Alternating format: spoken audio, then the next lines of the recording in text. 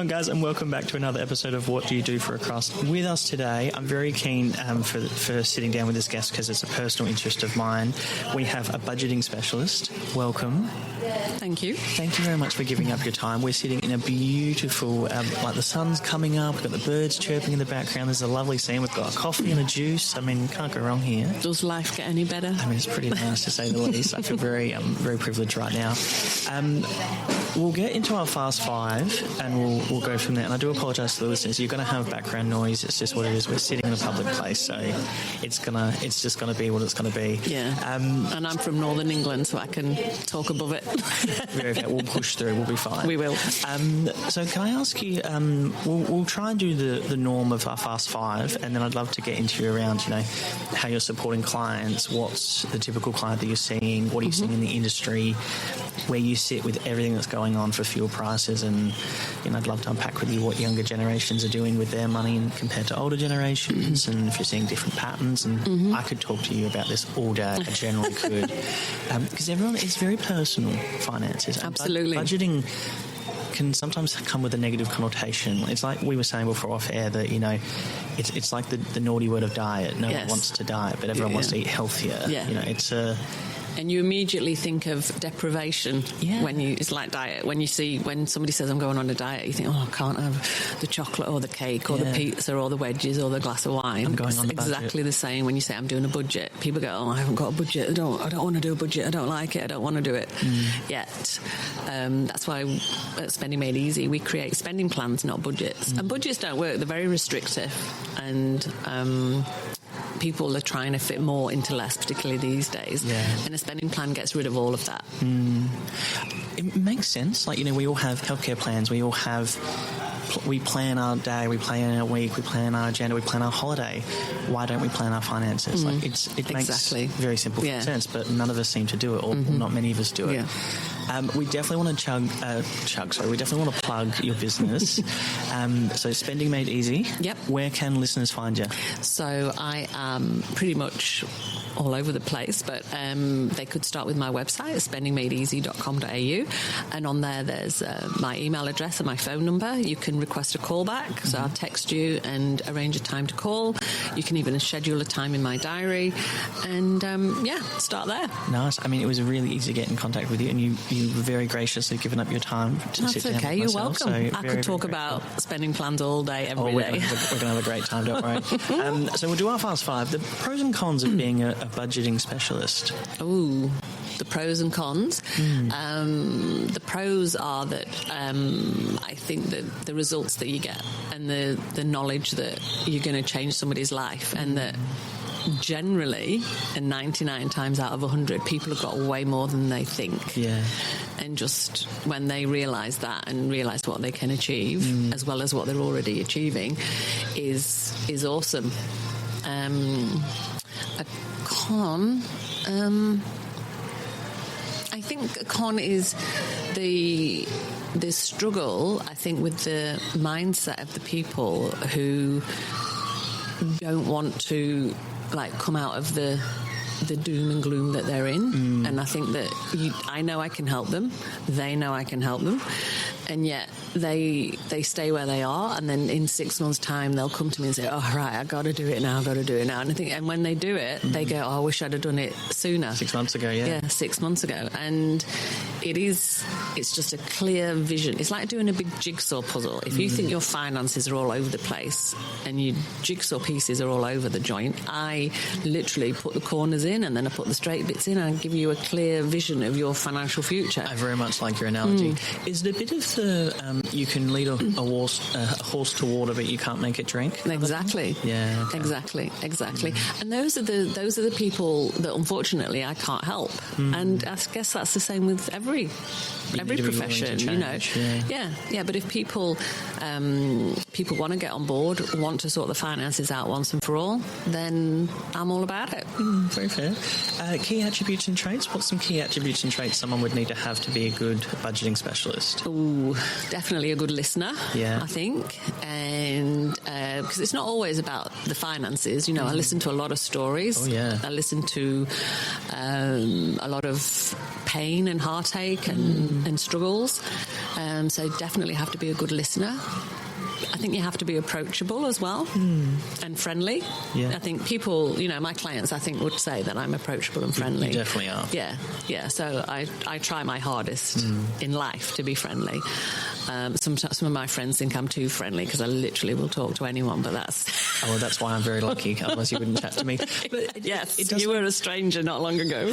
I mean, I really appreciate it. That's okay. It does make sense. Finance is a very personal, and Australian, I'd love to get, once we get past our Fast Five, your opinion of, Australians' view of finance, because, there's some individuals that keep it very close to their chest, and it's not something we generally talk about on a day-to-day. No. It's very hush-hush. So I can understand being a good listener, you would have heard all different stories and, challenges that people have had to overcome just to walk through your door. Yep. Very fair. How'd you get into it? Well, I did. I'm originally from the UK. You might not recognise that from the accent. But, I'm originally from Northern England. And I used to work at an insurance company. And at the insurance company, I did some exams that made me a qualified financial advisor.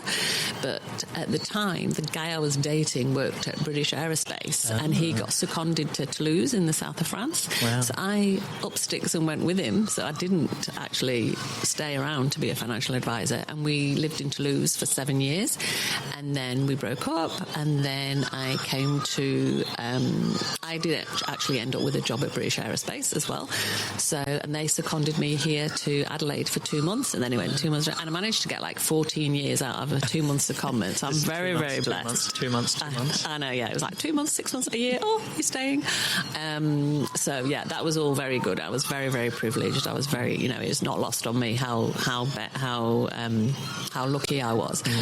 And in the end I got made redundant, which was, people think that's bad, but I always looked at, what I kept telling myself was, everybody who has ever been made redundant has gone on to do something else. They didn't crawl in a pile in a heap. They didn't die. Yeah. Nothing happened to them. They survived. So I kept thinking, but it's what logistics and, was what I knew.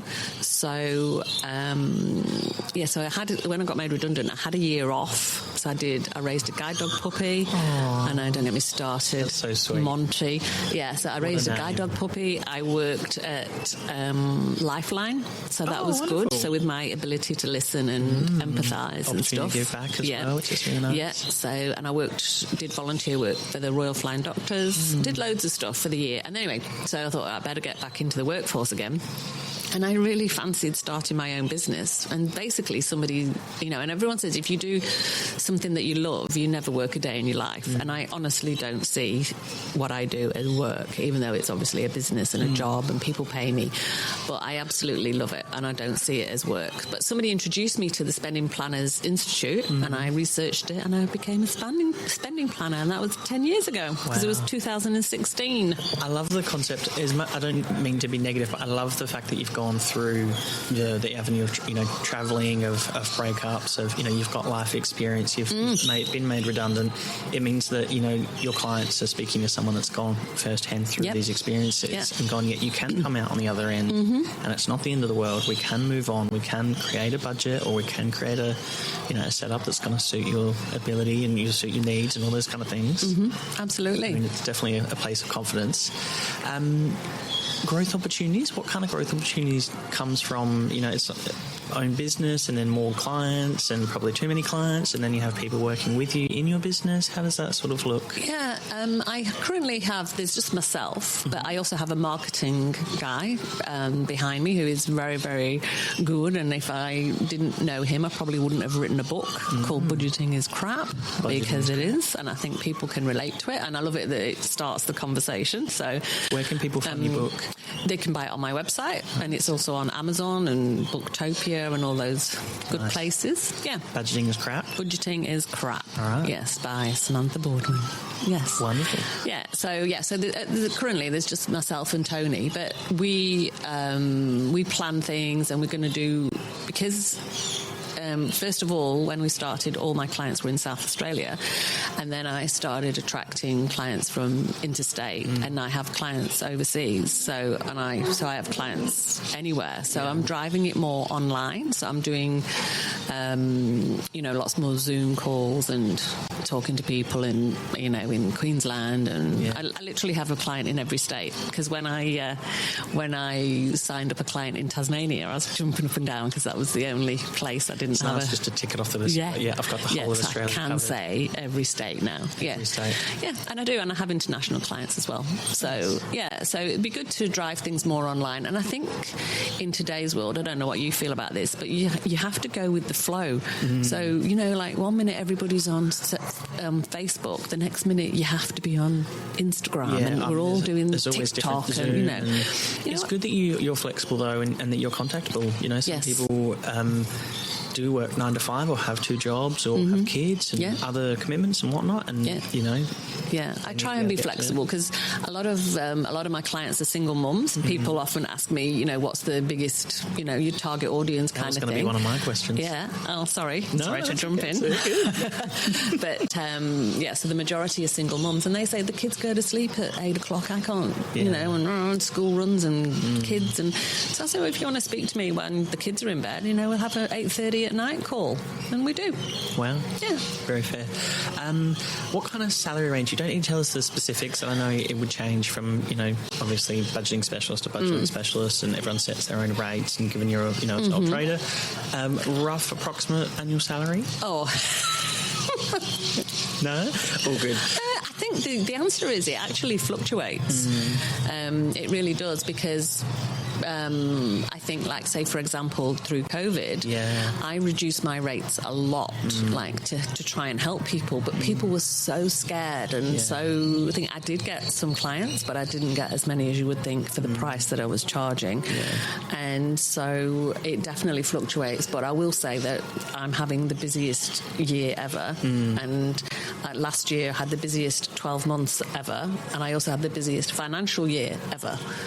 So, it's just growing and growing. I mean, it's fantastic that you're busy, not fantastic for the Australian population to say that, our financial knowledge is probably not where it needs to be. But it's not. All good. That's our Fast 5 done, so pressure's off. Can I ask you, as someone that's not originally born and raised in Australia, where do you rate Australia's financial literacy in your experience? Like, with the clients that you've dealt with, where do we sort of sit? Do we know what we're doing? And you can be honest. Yeah, I think it's a bit of a mix, to be honest. And I don't think it's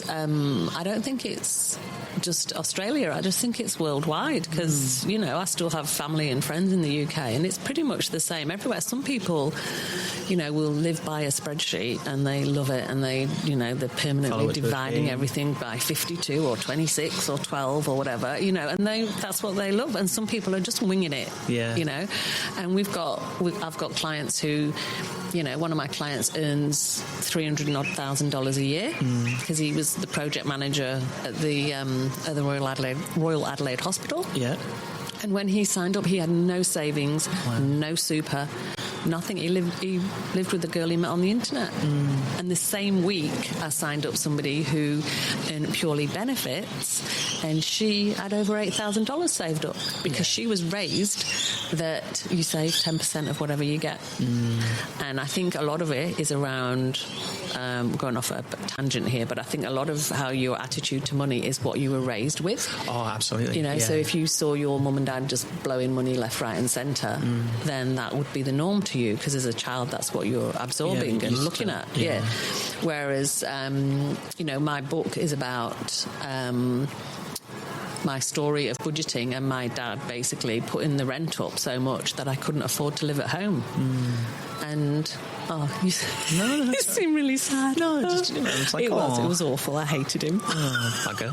Bugger. Yeah, indeed. Bugger. Yeah, it did. We had numerous arguments about it, but who'd have known I would be writing a book about it later. So, so he taught me a lot. But I think we've got all sorts. We've got I've got loads of taglines. One of my slogans is, and I steal these, so they're not mine, but, you can go rich. You can go broke on a high income, and you can get rich on a low income. It depends what you do with it, is what the key is. Yeah, very fair. Yeah. I definitely want to sort of break down the typical client that you see, and I'm sure there's not probably ever a typical client. This is a bit of a leading question, so I do apologise, and I don't mean to set you up. Do you find that younger individuals are worse or better with their money than older individuals, or is it just a complete mixed bag? I think it's a mixed bag. If I had to say, I would say the opposite. I would say often the youngsters are quite good with their money, and it's the oldies that are going, nah, because it's just installed in them. Yeah, they're fine. They've listed this long without a budget. They're going to I've got them through, so it's fine. Yeah. What scares me is when I sit down and I meet with people who don't think about their future, whether that is financial literacy, whether that is job security, general happiness. That's what makes me really, really concerned. I was literally driving here and I heard on the radio that out of there was a national questionnaire that went around Australia that was asking people how their life satisfaction is, and it was like 38.9%, so over a third said that they were unhappy and finding life difficult in general. And the main, 90% of those respondents was because of financial stress. So what you're doing obviously is extremely important and very prominent. We're talking about fuel costs, rising costs of living, mortgage rates, interest rates, credit card rates, all those kind of things. You can understand how it gets overwhelming for individuals. Yeah, absolutely. Particularly in Australia, I think our financial education is really poor. Yeah, it's pretty much the same in the UK. They're not teaching us financial literacy. It's bizarre. Why not? Imagine you being a guest speaker to, some year 10s or some year 6s and say, hey, that pocket money, compounding interest, or hey, if you I've lobbied politicians on this subject and got absolutely nowhere. They're not interested. I find, unfortunately, in Australia, this is me probably shooting myself in the foot here, that we're very reactive. We're not proactive. So we'll try and fix the problem that's already come about, but not actually forward think down the line to say, okay, how can we solve the problem before it becomes a problem? Yeah. We don't mitigate risk, unfortunately. No. So imagine having someone such as yourself come in to speak to all the year 10s or all the year 12s and say, hey, you guys are going to be entering the workforce soon. This is something very simple that you can do to such and such. Yeah. Yeah. We just don't do it. It's bizarre. No. And I think there's a certain amount of shame attached to it as well. Yeah. I think this is, like when I said, I struggle helping people who really, really need my help because they don't believe, they tell themselves they can't afford it. Yeah. And it's almost like, can you afford not to? Because if you don't, you're going to be in the same situation or even worse because you're actually, usually they're on a slippery slope when they come to me. And then, that slippery slope is going one way until they do something about it. And if they don't sign up or get my help, then they just keep going down. They'll come back later on sometimes. A lot of times they come back, but sometimes they don't. And sometimes I wonder what happened to them. I would presume to say they're going to be even in a less or worse situation because, it's even, they've just let it go even longer. Exactly, that's what I mean. The slippery slope is on the way down. Yeah. I would consider it as almost like an investment. You're investing in your future finances. You're investing in your future self. It's the same as doing education or upskilling or something like that. You're creating knowledge, you're building growth. It's it makes sense to me, but it doesn't make sense to a lot of people. Can I ask you, what's a typical process look like? I've found your website, I've listened to this podcast, and I've gone, she sounds great. I loved her book. I want to sit down and book a meeting. What then happens then? So if people are in South Australia or near me, I'm happy to buy the coffee and sit down and chat. Or interstate, we can obviously do Zoom or Google Meets or whatever. But we have a chat and we see if we can work together first. I listen to their stories. Usually there's, I listen to the reason that they're sat in front of me. And sometimes, a lot of times, they'll say, I'm just at my wit's end, or I'm sick of living paycheck to paycheck, or I just don't know where all my money goes. I've got more coming in than going out, so why haven't I got a load of savings? And all the rest of it. And whatever it is, spending plan can help, because we just break down all of your expenses, and everyone asks me what my top tips are of budgeting. That might have been one of your questions as well. What's your number one top tip? Sorry for stealing it again. No, it's good. But it's always start with your outgoings. Yeah. Always start with your outgoings, and very rarely do we reach the amount that's coming in. And then you can see exactly. And with the spending plan, it will say the exact to the cent how much you've got, the difference. I would presume to say it's a lot of upfront work in following the dollar, in seeing, okay, you're spending $50 a month on coffee, you're spending, $500 a month on eating out, whatever it might be. Yep. That might be quite startling for some individuals who have such zero awareness of going, okay, wow, I'm spending, $1,000 a month on online shopping. Wow, I shouldn't be doing that. To actually see it in front of them on the screen, on the paper, in the spreadsheet, can be probably quite confronting. It is. So I would say if I'm in that situation, it's probably really nice to be going through it with someone such as yourself to help me, probably need to feel a bit better about myself and my spending patterns, but to give me the confidence to go, okay, we can make some minor tweaks or whatever we need to do, or some radical change depending on how bad the situation is. And that's what I help with, because we start off with your outgoings. Yeah. So, and everyone, we always do wants and needs as well. So you need a roof over your head, clean running water, and food on the table. Yeah. You don't need a pair of shoes in every colour. You don't need a coffee every day. Yeah. You don't need lots of things. So we always start with wants and needs, and then we go from there. Yeah. I mean, it sounds so important to me. The more I keep thinking about it, the more you and I are unpacking it, I just sit there and go, why wouldn't we want to just know where our money goes? Is there a typical theme that you see that most people don't know or aren't aware of, like the online spending, or just a typical thing? Because everyone goes, oh, my bills are so high, and yes, I believe bills are high, mortgage rates are ridiculous, car loans, credit cards, there's so many scams, afterpay, there's so many challenges that capture us, and we live in a very want now society, and I don't want to get too political with you, because how do you overcome that? I know. The thing is, though, which is what I talk about a lot, is why budgeting is crap, which is why I called the book Budgeting is Crap, is because years ago, when I was growing up, and we had, a budget was very restrictive, and if I had, if I had my, $500 a week, say, or pounds in the UK, say £500 a week, and then I got a pay rise to £550 a week, I just spent more. I didn't go, I'm going to do something with that extra 50. And then, but if I wanted a pair of jeans or some new shoes, I had to save up to get them, and the shop didn't give them you until you paid for them. Yeah, you actually have Whereas to have now, the money in hand. We've got credit cards, we've got buy now, pay later, we've got interest-free credit, we've got everything. You can literally pay, and nobody's monitoring. I'm pretty sure the shops aren't saying, they're not. The shops aren't saying, you sure you can afford this? Is your rent due next week? They're just keen as a bean to get the sale. Come and do Afterpay.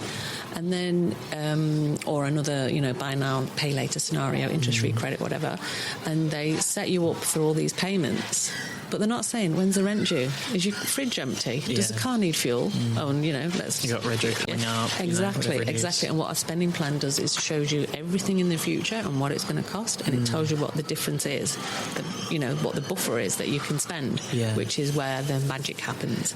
I love the idea of having a specific dollar amount to say, okay, this is how much you've got to play with. I think that will really concrete in someone's mind to go, okay, I've got a visual amount now. I know the awareness of what I can and can't spend. And I speak to people every day who said, I can't get rid, I can't give up my coffee every day, and I do this, that, and the other. And go, okay, so we put it all in, and then we say, well, this is what your expenses are. $4,000 a year on coffee, and we say, well, you want to achieve this, or you might be saving for your first home, or you might want to go on a cruise, you might want to go on holiday, or buy an engagement ring or something. I don't know, and then a spending plan will show you exactly when you will have that, because it projects into the future. And then we go, but if I had if you have 2 coffees a day or 1 coffee a day, and I only go out once a fortnight, not once a week, and we literally can tweak it, and you go, I can achieve it then. And it projects 10 years into the future.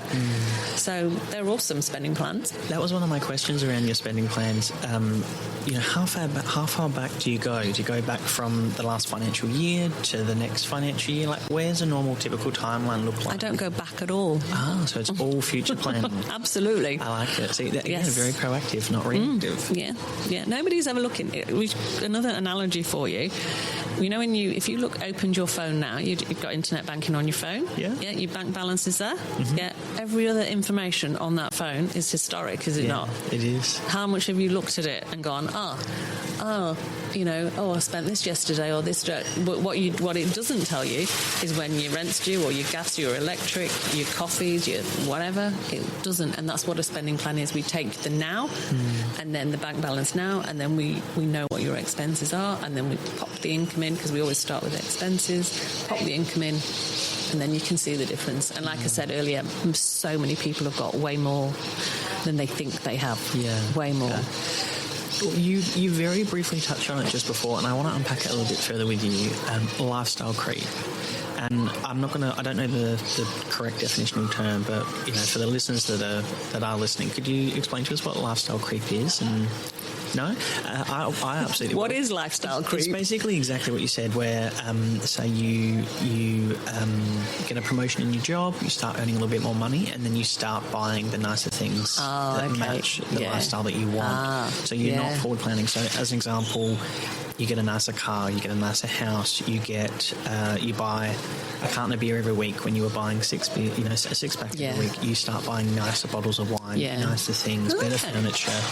But you don't theoretically need those things. What you were having before, we're not talking beans and rice and beans, ramen, 2-minute noodles. We're talking, you start going out twice a week instead of once a week. You start, you creep based on wants rather than needs. Yes. And there's a lot of theories around now that it's a huge pandemic between younger generations because they have that such a want mentality. And it sounds like from your perspective, maybe that's not the case. Maybe it's the older individuals who don't want to change their thought process. I think these days, because the world is so diverse, really, these days, and you can be anything these days, can you? Absolutely. And who you want to be and you can create what your you own want jobs. to be. Yeah, exactly. So I think that there literally is every scenario out there. There's people, I've got friends who've got kids who, one is saving all the money and they've got all these 20, 30 grand in the bank from all those savings they've done. The other one's got no money because they keep blowing it. It's just,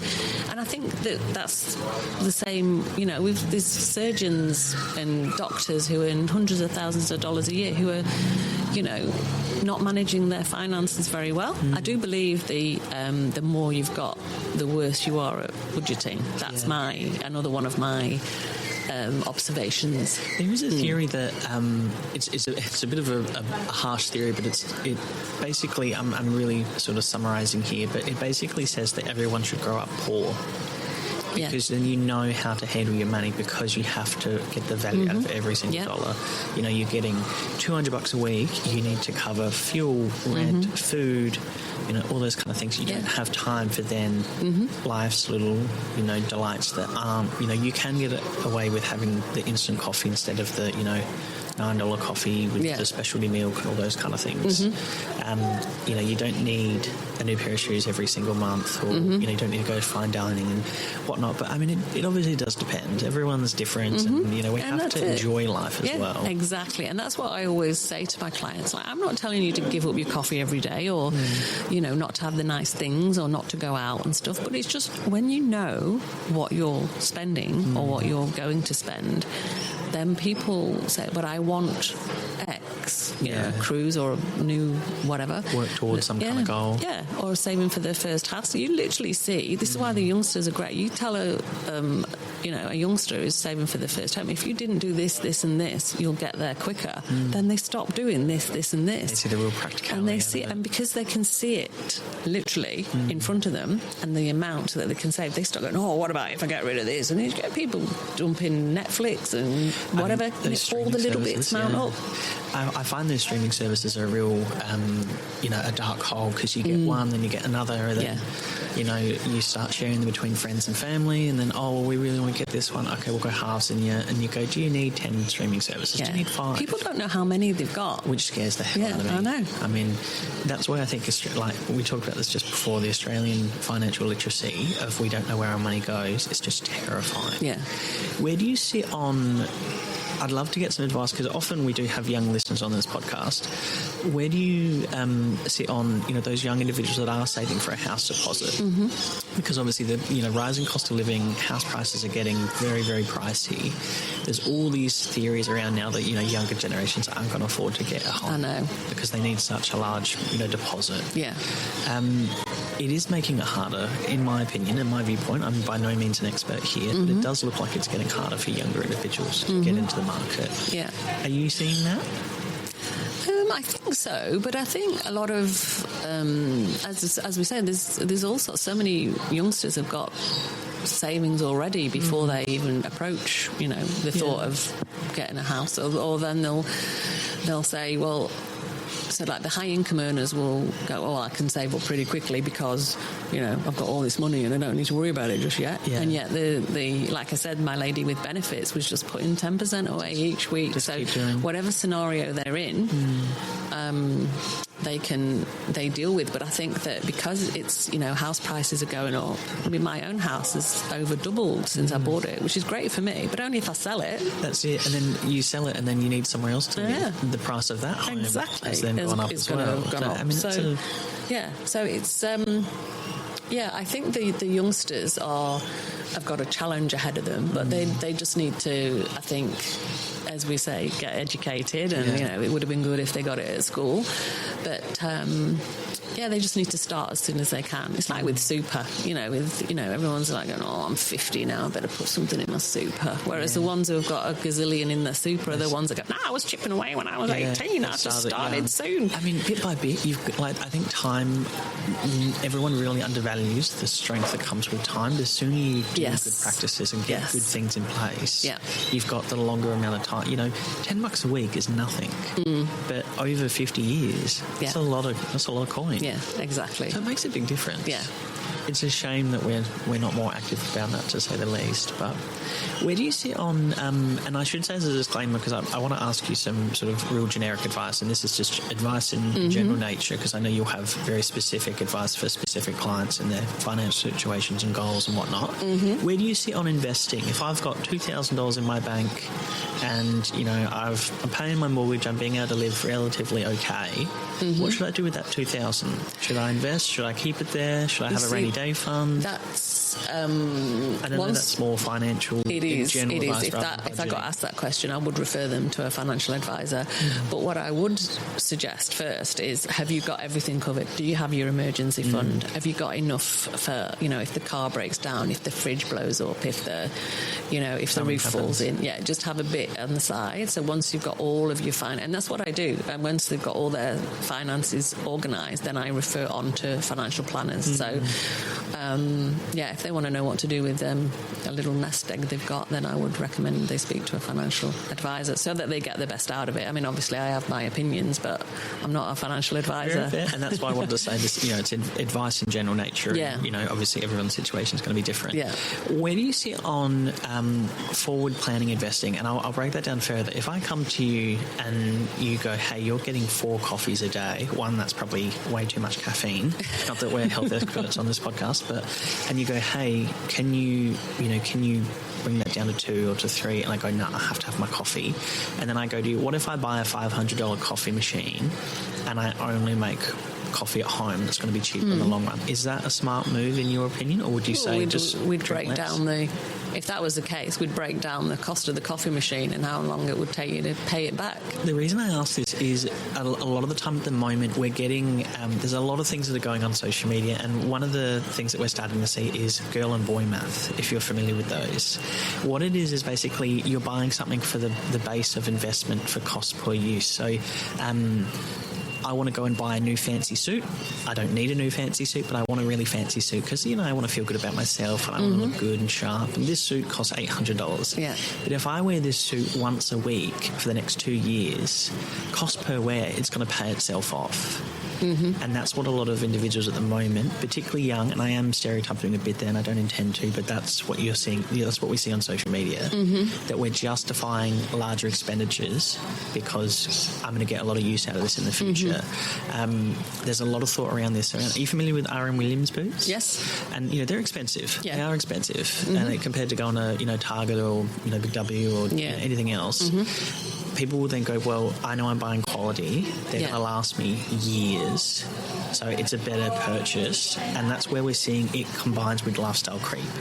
And the sort of our financial psychological behaviour is that we're justifying a purchase. And I wonder if you're seeing this in like the budgeting world and how you talk to people about that. Yeah. Because you have to change mindsets. Yeah, it's tough. And some people won't listen or, won't take it on, which is fine. But I think if the R.M. Williams boots are, what floats your boat, then we can put it in the spending plan and save for them. Yeah, exactly. And you might not get them tomorrow, but if you really want the R.M. Williams boots, then you can say, well, if I put X amount away each week, they'd have it. And that's what we do. We help people break down their finances and have their little pots or whatever it is they want so that they can not feel deprived, because the last thing I want is my clients to feel like I've stopped them from having a life. And these days in the world where it is like, we do want to have a good time, like it's nobody wants to be told they can't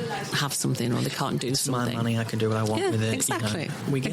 I do find that, the psychological aspect of money and finances is so impactful in our life, and we get very sensitive. You earn more than I do this, but I've had a hard week, so I'm going to go out for drinks, or I'm going to get the dessert and the entree and all those kind of things. Like it's almost like spending money is a bit of a relief, or it's an opportunity to let loose or to blow off steam. And exactly. It must be very hard having those conversations to say, if you just rein it in just a little bit, you want to go on that cruise, you want to get the new car.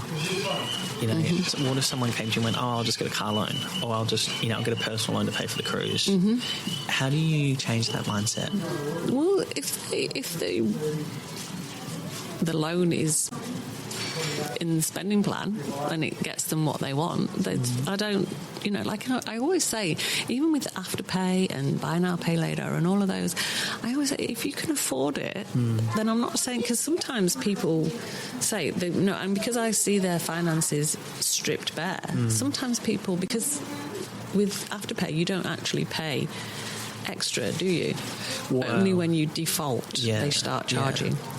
So sometimes people, the way they've structured their finances, because they live so leanly, that's the way they want to do it. And they go, I do have to pay it. It's when they want a mortgage and the mortgage broker's saying, the lenders or the banks don't want to see any afterpays or buy now, pay later, and you have to get rid of them all then. And that's what I help them do. But sometimes it's just the way it is. And I always say, I never say you can't have a coffee, you can't do Afterpay, you can't have a credit card. Because people come to me and say, I need to get rid of my credit card if I'm seeing you. I say, no, I don't. I use my credit card for literally everything, and I get points. I went to Athens and back on my points, and I didn't spend a cent. I do know I'm personally against against credit cards, and that's just my personal opinion. Yeah. Again, this is in no way... Yeah, you're not alone. Yeah, it's in no way financial advice, but we had a financial strategist on one of the episodes, and he was again very against credit cards, but we were talking about some individuals will pay that and watch it like a hawk, never default, never have to pay the interest rates, and then realistically they get a ton of benefits, and it's actually that compared to someone who doesn't have a credit card, they end up being further in front because they've gotten points, they've gotten Qantas points, whatever it might be, they've got the free toaster, they got the free this, the free that, and it works really, really well. Yeah.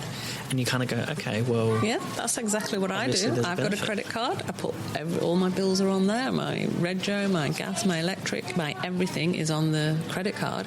And then once, a couple of years ago, I met my family in Santorini, and I had all these Qantas points, and with Qantas you can do Emirates, and I used my points to go to Athens and back. They didn't, because it wasn't a Qantas flight going from Athens to Santorini, so that cost me like $200 or $300 for the little flight between Athens and Santorini. I even paid the tax, so for getting there and back, paid $200 or $300 just for the little flight. And that's really just your normal daily spending. Yeah, that's and it's not. allocated. I've not got massive purchases on there. It just mounts up, and it does take years. It mounts up, and obviously it's actually just back now to another 200,000 points because it just takes years. And I just let them. And I'll use it again for another flight. Very, very fair. Yeah. It is an interesting... Do you like credit cards now? I can see the appeal of them, and I know a lot of individuals will keep them just as a safety net. Yeah. You know, they want to... They might not have the emergency fund, but a little bit of funds stayed across. Oh, we've got an upset little individual around. It's a safety net. They'll go, okay, yeah, I can get 5,000 tomorrow if I need it. Yeah. And... yeah, I can understand that creates a bit of financial security or a bit of comfort and helps people sleep at night. And it's not for me to judge. I'm not a financial expert by any means, so yeah, that's my prerogative. Where do you sit on tackling debt? You know, there's the theories around, and I'm going to butcher this, and I do apologise. I think it's the snowballing effect. And it can be reversed where, you know, you're say you've got a $20,000 car loan and you've got $2,000 credit card loan. Some people will target the car loan first because it's the bigger loan, and they kind of, or some will target the smaller loan or the smaller amount because it's smaller. So you build mentality, I guess, of like, I've paid that off, now I need to pay the next thing off, and it's a snowball and it builds. Some will then go, whatever's got the highest interest rate, and I'll just go from there. Yeah, and that's what I help with. So we talk about what's important to them and, you know, interest rates and what's costing you most, and even sometimes it might come down to if they've got a lot of debt and a lot of you know, credit cards and whatnot and personal loans, we might refer them to a mortgage broker and say, consolidate your debt. I've saved people hundreds because they've gone, I'm paying this on there and this on there. And have you thought about a personal loan, and you just do, you know, one amount and put it all in together. Do you see laziness? And I don't mean to be negative, but, you know, do you see people that have got multiple super funds, multiple credit cards, multiple bank accounts, multiple different, and, you know, and like you said, like some of them don't even know they've got all the streaming services. You know, no one ever wants to change their electricity bill or ask for it to be cheaper or compare rates or whatever it might be. Do you see that a lot? And how do you broach that topic to say, hey, like, do you need to bring this together? Bring, as in like the loans, or bring, you know, like say you've got, say it's a partnership that have come to you and they've both got car insurance, but with different providers. You know, say one's I don't know, a sporty thing, and one's an off-road vehicle or whatnot. And you go, well, if you had them both under the same insurance provider, you'd get 10% off. Yeah. Or when was the last time you checked, you know, your mortgage rate? Have you compared recently? Do you go through that kind of depth? Yeah. We recommend that people review things and review, like we say, the streaming services. And so people go, I didn't realise I had 6 or 7. You know, I've got Netflix and that's it. If it's not on Netflix, I'm not watching it. And that's just me. But, that's fine. Yeah. But, so many... and I think the biggest eye-opener for my clients is when they see where their finances are. They go, flipping heck, I've got 7 or 8 streaming devices. Oh, God, is that how much I spend on coffee? Oh, flipping heck, we do this and that and the other. And, you know, even right down to one of my clients once was when I was sat in her house. She had 2 teenagers, and we were sat at her kitchen table, and they kept coming in and using the fridge and eating and stuff. And I was like, do they live here? And she said, yeah, because they were children, great big teenage boys. And I said, are they working? And she said, yeah. And I said, are they paying rent? She said, no, I can't do that. Can't do that. They've literally eaten a lot of food while I've been sat here, like, you know, boys in fridges. And and then she said to them while I was sat there, hey, what do you think about paying rent? Well, you've never asked us. We don't mind paying rent. And then from that day, they paid, I think, $150 a week. As soon as we put that in the spending plan, she thought, oh, look at that, look how much more I've got. Yeah, it definitely goes a lot. Even even if it's $50 a week, that's still, oh, hey, can you chip into some groceries? Just contribute. That's what my dad taught me. Like, I'm asking you to contribute. I'm not asking you for all of your pay. And that's it. It's just to contribute. You've got to educate kids. Have you got kids? No, I don't. No. Well, when you do, charge them rent.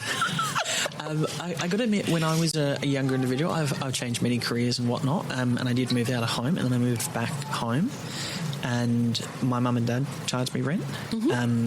mainly because, I was probably the one who ate the most.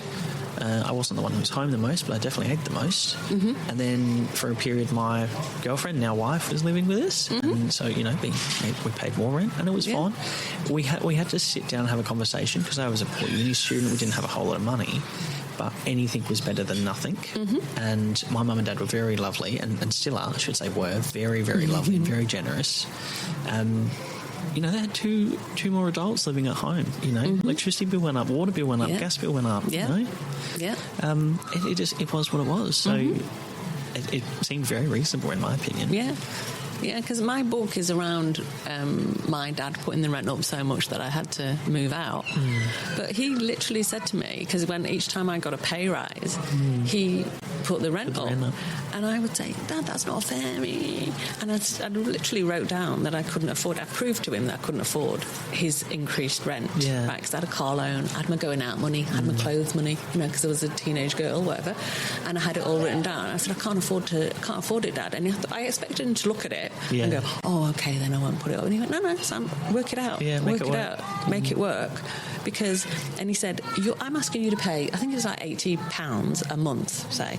And he goes, I'm asking you to pay £80 a month. £80. He said, if you can find a place where you can got a roof over your head, you've got a TV in your bedroom, your mum does all your laundry, there's food always in the fridge, hot shower, clean running water, blah, blah, blah, then we'll all, you find that elsewhere and tell me and we'll all come and live there. I will never forget him saying that. He was right, of course, which I hate saying. I mean, that's always the worst part, isn't it? Yeah. To be honest, not that I'm trying to plug your book too much, but your book is very relevant now, given a lot of individuals are staying home for longer. Yeah. The cost of living's going up, interest rates have gone up, utilities have gone up, everything's gone up, fuel's gone up. Yeah. It is a very important topic at the moment, and there are people that are staying longer. Oh, I've got the book in front of me. I should have shown it you earlier. Oh, it's very nice. It's for you. Oh, thank you so much. Oh my God, that feels so good. I was going to give you a gift at the end, but I thought, well, we're talking about it. I love it. Absolutely love it. I'm definitely going to have a read with that with my wife and be like, hey, what do you think?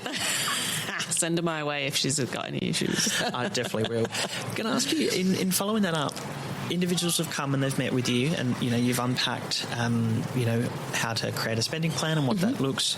Do they have follow-up visits, check-in, like 6 months later? We have 3 packages. So the majority do the 6-month support and guidance package. So we work together however long it takes, however many catch-ups we need, however many Zoom calls or whatever, or coffee shop meetings we do in the 6 months. We do have an ultimate plan, which is a year. Those are for the very, very, very needy. Not many people do that. The majority do the 6 months. But I also have a DIY plan. And if anybody ever says to me, oh, I don't need your support or your guidance, I just want to use the software because it sounds really good, which it is, it's epic.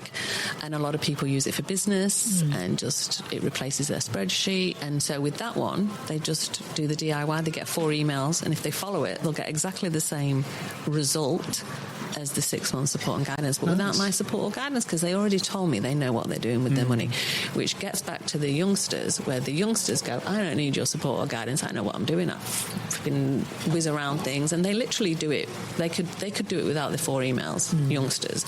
So they're all over it, and they know what they're doing. So sometimes I find it's just really nice to have a bit of reassurance from, a specialist such as yourself to go, okay, yep, you're doing a really good job. Yes. And that's really reassuring. Yes. And then you might go, yeah, you could, just slightly change this, or, have you thought about this?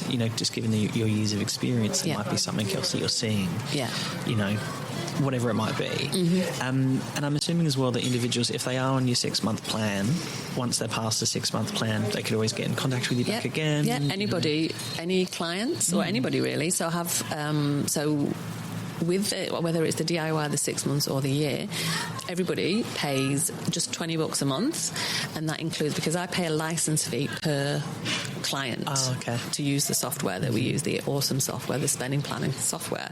So it's $20 a month for it's your license fee to access the spending plan, and it's quick fix phone calls to me. So if somebody's forgotten their password or they need to run something by me, I don't charge them for a 5 or 10 minute phone call, and that's just $20 a month ongoing. So whether you've done the DIY, the 6 months or the year, you just spend. So it's like I teach a man to fish. Yeah. So if you already know what you're doing, you're great. Thank you very much. Then do the DIY. If you need your support and guidance, do the 6 months. If you're very, very, very, got a bit complicated, need a bit more extra support and stuff, then they're usually the high income earners do the year plan. And then it's my thing that everybody's just got paying $20 a month, and they just know I'm at the end of the phone if they need. But if they do want an extra hour here and there, I've got clients who just pay me by the hour, and they say, I need to check in with you. Can we book in? And they book in for an hour, and they pay me for an hour. You're very flexible, which I think is fantastic. Absolutely, and yeah. Finance is a fascinating avenue because, year to year, I think, a financial situation and then 5 years into the future, it could look completely different, especially if they don't take your advice. Or, that phrase we said at the start of, you can lead a horse to drink, but you can't, a horse to water, but you can't make them drink. Yeah. They can, be with you for a year, get some really good avenues in place, and then 5 years, their world's in chaos. They accidentally had twins or something like that, or a very expensive wedding that got out of hand, or there's been health concerns, or all those kind of things. Life happens. It's great to know that they can come back and go, okay, my situation's changed. Can we unpack this again? Yeah. Can I do another 6 month plan, another year plan? Yeah. I had a client once who was a friend, and she did one of my workshops, and she did the spending plan, and it was like, yeah, great. And then she said, oh God, like I need $300 a week extra. Like she was living beyond her means, her expenses. Anyway, so she gets a job at a bakery and gets extra money, so she's all good. But she had a settlement, I think, going through with a partner, and so she was waiting for this settlement. And when that came through, it was all going to be good. Yeah. So she did the spending plan, got the extra job at the bakery, and then when she got the money, she stopped doing the spending plan and go, I don't need this, I've got all this money. 12 months later, she came back to me and said, that is the exact time I should have had carried on with the spending plan when I got that settlement through. And then setting yourself up for the future. And now she said, I will use this for life. So she came back. I'll always take people coming back because I get it. People will talk themselves out of it. And sometimes they talk themselves out of it while they're in it. Sometimes they talk themselves out of it before they've even started. I mean, that's where I think your flexibility and, being very generous to not charge for a 5-10 minute phone call or go, okay, come back and, we'll do another plan. What's that? I can't remember. I'm going to butcher this statistic, but I think it's something like 65% of lottery winners lose it all within the first 5 years because they just don't have a spending plan. They go, I've got heaps of money. No worries at all. Yeah. And I would assume the same for individuals who, say, get a really big pay increase and go, sweet, I've, got another 30k every year, no problem at all. And then it just all gets pissed up the wall or whatnot. Yeah. And I mean, that's the fun and also the bugger of life as things change. You might have dual income household and then one has, they have children, so one stops working for a bit or one gets laid off or made redundant. Yeah. I mean, that's the avenue. There are services out there such as yourself where people can, get support and advice and go from there. And the thing is as well, when you sort of talked about was it 30-odd% are not happy and stuff, those people will not be sleeping at night, will be arguing with the partner over money and all the rest of it, and it'll be doom and gloom and they'd probably be grumpy. Yeah. And then once I have so many clients that say once their finances are sorted, they think clearer, they sleep better at night, they stop arguing with the clients with the partner over money. Yeah, and I had one lady who did my 6 month support and guidance, and her kids said, you're less angry, Mum, why are you less angry and you're in a better mood? She won Employee of the Year, and she actually attributed it to having it, because she said, I am just a nicer person to be around because all my bills are paid on time, I'm and I know what I'm doing and I'm stress free. And she was one of the ones who was convinced she had more going out than coming in. She didn't, and then she had the extra money and she said, what should I do with it? And it's like $50 a week, why don't you just chip away at your mortgage? Yeah. And she did, and then she could afford to divorce her husband, so the ex-husband, which is why she was in a bit of strife as it was, because she was a single mum client, as I said earlier, majority are single mums, and now she's smashing life. And it's all about that it's like I said, it's not always about the finances. You sleep better at night, somebody listen to you, you actually do have more coming in than going out, and no matter how many times you tell yourself you have, sometimes you haven't, and it's good. And the only way to find out is to actually sign up and do it. And if it is all doom and gloom, then we work through it. But generally it's not. Oh my God, this is fantastic.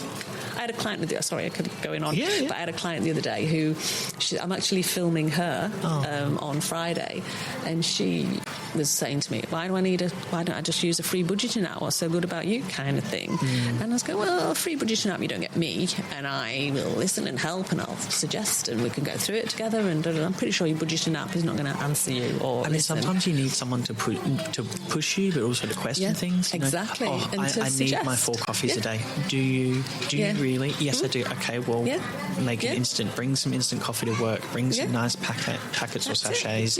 Don't buy the $10 coffee. Stop eating out. Bring your lunch to work. Like simple things. So this girl has gone from wanting to discuss free budgeting apps to being prepared to be filmed because it's changed her life around. She's loving herself sick.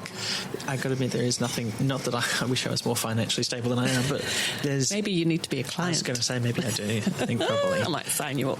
I think it's just one of those basic things that people really underappreciate of just being financially secure, or at least just knowing where your money is going. It baffles me. It really does to at least know where to have a spending plan. That's all a spending plan is. Yeah. And it's an Excel spreadsheet at the end. It started off as an Excel spreadsheet. All it is ins and outs. I love a spreadsheet.